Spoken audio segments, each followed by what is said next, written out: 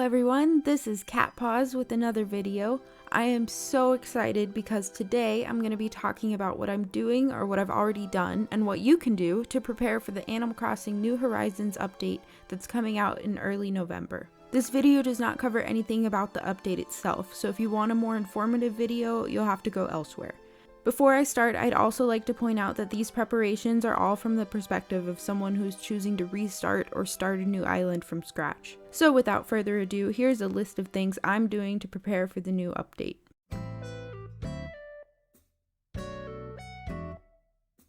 Number 1. Starting your new island. Whether you plan to start your new island now or wait till the update actually releases, you need to keep in mind that there are several events that you must get through before you can run free and design to your heart's content. I personally forgot how long it takes to find a map design I liked. I spent a good amount of time nitpicking and judging the map choices, and I think that's okay because that's one of the game choices you can't change later. Another thing you can't change later is your island name. So start getting a list together of names that stand out to you. And that ties into island theme. A lot of people use island name to reflect island personality. Keep in mind that having a theme is totally optional and you're completely free to decorate however you want. But if you do decide on a themed island, then you might want to consider having that picked out before restarting. For my new island, I have decided on cottagecore. This is a pretty common theme, but I've always been attracted to cottagecore islands, and I've wanted to try it out for myself. The way I choose themes for my island is by looking at different pictures on Pinterest or Instagram, browsing custom design codes, making a list of villagers or villager houses I think are cute, visiting dream addresses, and making note of some items and colors in the game I really like to use. None of these things have to be related to a theme at first, but once you start compiling a list of favorites, you can go back and start to pick out patterns that'll help you determine your aesthetic. If you're restarting in anticipation for the new update, maybe take some of the new items and decorating features into account as well. The last thing I want to mention about restarting is that you'll need time to unlock the museum, recruit the first 3 villagers, get your campsite, and whatever else you have to do to get your island up and running. This could take several hours of playtime, or several days if you're against time traveling, so consider starting on that stuff now. Number 2. If you're excited about Brewster at all, the second thing you're going to need is an upgraded museum. I've seen some people leave their museums as tents because they prefer the look, but the Roost needs an upgraded museum to appear. It's unclear at the moment if you need to upgrade it fully or if just once is good, but I'm working on both upgrades just in case. Number 3. Farming Nook miles and getting your island to 3 stars.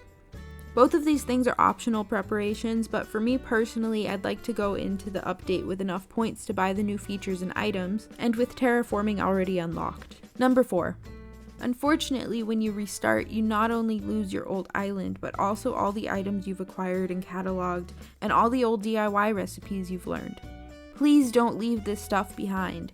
If you have a family member or a friend with a copy of Animal Crossing, you can get their help to move items, bells, clothing, Nook Miles tickets, and materials over to your new island.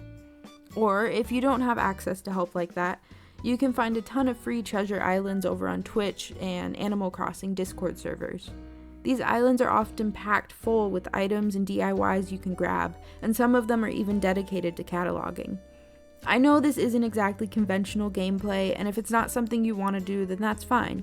Just remember that if you don't move items over or visit a catalog DIY or treasure island, you're going into the game completely fresh. Number 5. While we're on the topic of moving, cataloging, and collecting items, it might be a good plan to upgrade your house 2 or 3 times. You're going to need storage space. I plan on upgrading at least 3 times because this will give me 240 spaces for storage, plus an extra room at the back of my house to hold items. Of course, you could totally just dump items on some remote section of your island and deal with them later. That works too. Number 6. Picking out potential villagers. Even if you don't have a theme in mind, you can always start looking at possible future neighbors. I know Nookazon has a good list of villagers and you can sort them by color or personality type. But there's other lists online too that also include pictures of their houses. I like to take the villagers' houses into consideration because often I use them within certain builds, such as a cafe or a farmhouse. Also, don't forget about the new villagers arriving with the update. There's some pretty cute ones in there that might win you over. And again, you don't have to do this till later or at all if you don't want to. You could always go villager hunting and just invite whoever stands out to you. Number 7. Make a list of build ideas. Okay, so this is something that I'm doing because I'm eager to start decorating as soon as the update drops. Here's a few ideas I have so far. I get my inspiration from other Animal Crossing YouTubers, Pinterest, or specific items I'd like to use on my island. Having a list ready like this helps me envision certain areas on my island, or helps me when I'm stuck. And finally, number 8, have fun. Most of the things I talked about are optional or not required to have a good time. This is simply a list of things I'm choosing to work on before the update, but you must remember that this is your game and your experience, so make it your own.